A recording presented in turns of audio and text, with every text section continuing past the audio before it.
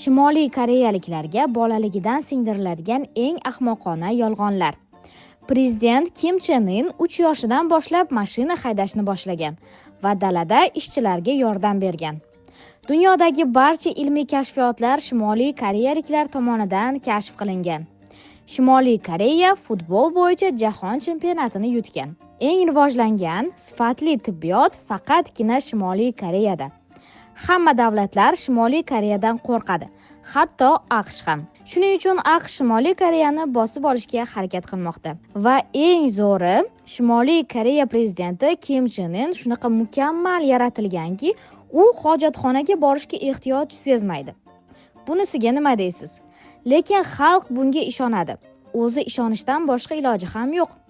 Sizningcha Shimoliy Koreyada yana qanday yolg'onlarga ishonishadi? Fikrlaringizni izohlarda yozing. Ha aytgancha keyingi videoda Shimoliy Koreyadagi eng og'ir jinoyatlar va jazolar haqida gaplashamiz. Ular ham sizni aniq hayron qoldiradi. O'tkazib yubormaslik uchun obuna bo'lib qo'ying.